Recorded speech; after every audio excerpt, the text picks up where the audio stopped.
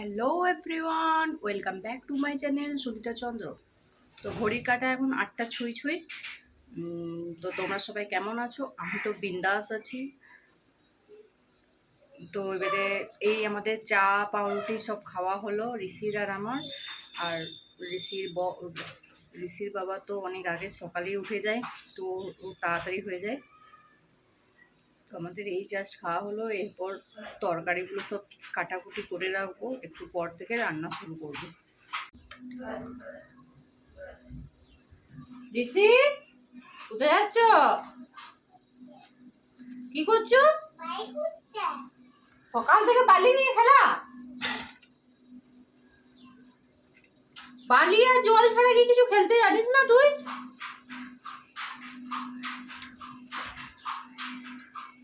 তো তেমনি ভ্যাপসানি গরম পড়েছে। ঋষি, তোর বান্ধবী চলে এলো সকাল সকাল, দেখ খেলা করো, এবারে বদমাইশি করো না। ঋষির তো জল আর বালি ছাড়া আর কিছু খেলার নাই। ওকে যেই আসুক ওর বালি আর জল নিয়েই খেলা করতে হবে। আর এই চুলগুলো দেখেছো কেমন অ্যান্টেনার মতো দাঁড়িয়েছে? বিরক্তিকর জাস্ট। চুলগুলো সে খড়ের মতন হয়ে গেছে, মানে এরকমই চুলটা আমার বাজে দেখতে লাগে একদম। এই যে এদিকে পটলের তরকারি চাপাবো, তো পটল আলু কেটে নিয়েছি, এটা একবারেই ভাজতে দেবো। আর গরমে ভালো লাগছে না, প্রচণ্ড গরম। সেই ভিতরটা যেন আমার ব্যবসা গরম, এই গরমটা একদমই ভালো লাগে না, ঘেমো গরম। এই যে ঋষির পিতাশ্রী চা গরম করে খাচ্ছে, চাটা আমি গরম করে দিয়েছি, নিজে ঢেলে খাচ্ছে। কাজে কি রান্না হবে? হ্যাঁ, বাজার গেলে তারপরে রান্না, মাছ আনবে না। আমি তো ভেবেছিলাম আজকে ডিম হবে, কিন্তু আজকে সংক্রান্তি, ডিম হবে নেই, মাছ আনি। কালকে মাংস হবে, কালকে সানডে। তো বন্ধুরা, ব্যাগটা পাকানোই হচ্ছে না বিষ্ণুপুর থেকে আসার পর। তো এই যে ব্যাগটা নিয়ে চলে এসছি আমি।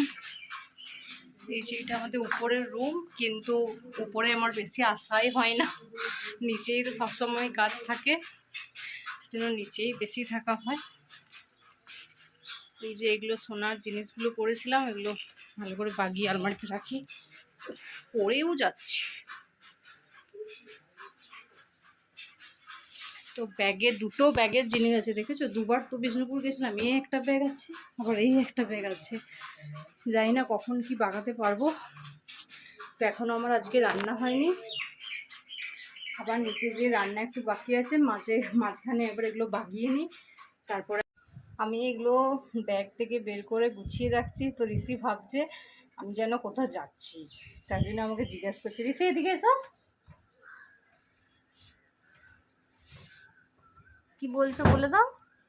কি বলছো? না তুমি কি বলছো না, তুমি আমাকে কি বলছিলে, কোথা যাবে না কি বলছো? হ্যাঁ, ও শুধু বারবার জিজ্ঞেস করছে কোথা যাবে, ব্যাগগুলো দেখে। আমার বাবাটা, আমার পুতুটা, পুচু কেমন গরম পড়েছে বলে দাও তো। হ্যাঁ, কেমন গরম? একটু আগে। একটু আগে গরম? সে এবার কি গো? একটু আগে গরম। বলো অনেক গরম। অনেক গরম। তো চলো বন্ধু, আমার ব্যাগ গোছানো হয়ে গেল, সব আলমারিতে ঢুকিয়ে নিয়েছি। তো এই যে এগুলো নিচে নিয়ে যাব। এই যে ঋষি চকলেট দেখছো কেমন করছে, দেখো। না, একটাই খাওয়ার পর একটা খাবে। তো চলো।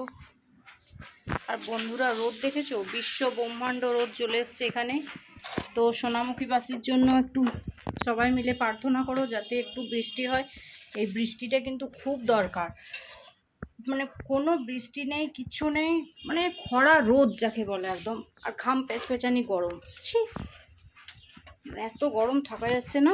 চলো ঋষি সরাও, নিচটাই বসে আছে। চলো নিচে চলে এসো, আমি নিচে চলে যাচ্ছি। পালিয়েছ? ঠাকুরটা নিয়ে আসবে, গৌরনীতাইটা, গৌরনীতাই ঠাকুরটা নিয়ে চলে এসো, রোদ, পালিয়েছো। আমি চলে যাচ্ছি।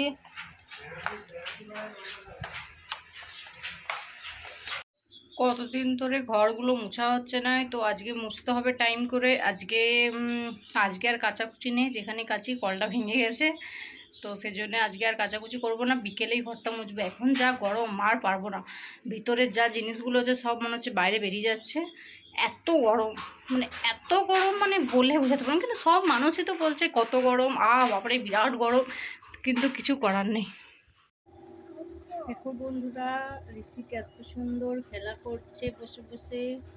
ঋষি কাঁচিটা রেখে দাও, কাঁচিটা কোথায় পেলে তুমি? কাঁচিটা তোমার দড়িগুলো কাটলাম, রাখো তো কাঁচিটা, খেলনাগুলো নিয়ে খেলো। চা করো না রান্না করো?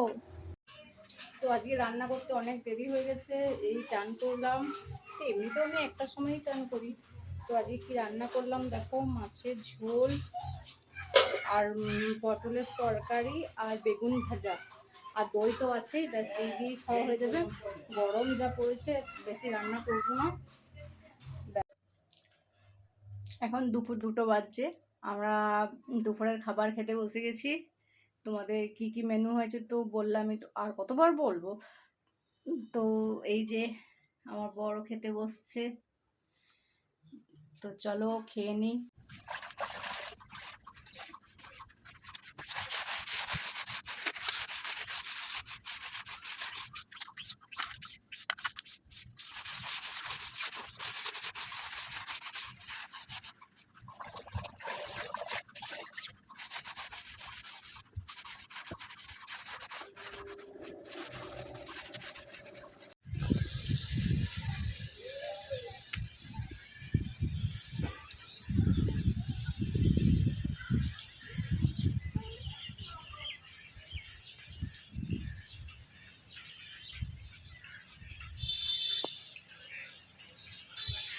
তো বন্ধুরা, বিকেলে মেঘ এসছে, দেখো বুঝতে পারছো নাকি জানি না, প্রচুর মেঘ এসছে, দারুণ হাওয়া দিচ্ছে, সেই জন্য ছাদে এলাম।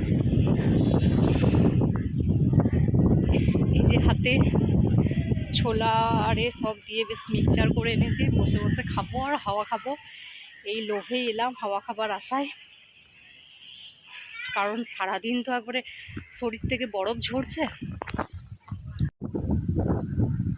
ছাদে কিন্তু দারুণ হাওয়া দিচ্ছে, কিন্তু ছাদে হাওয়া দিলে কি হবে, ঘরগুলো তো যেই কি সেই, নিচে নামলেই যেই কি সেই হয়ে যাবে। ছাদে যতক্ষণ বসে থাকবো ততক্ষণই বেশ ভালো লাগবে। মেঘটা একবার ঘনিয়ে এসছে একদম, দেখো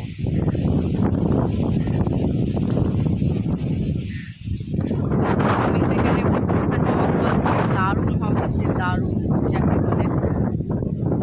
কিন্তু এবার নিচে নেমে যেতে হবে, নিচে ঘরগুলো তো যেই সেই, আবার লাইন তো কখন চলে গেছে। তো যাই হোক, বিকেলে আজকে ঘরটা মুছে নিলাম।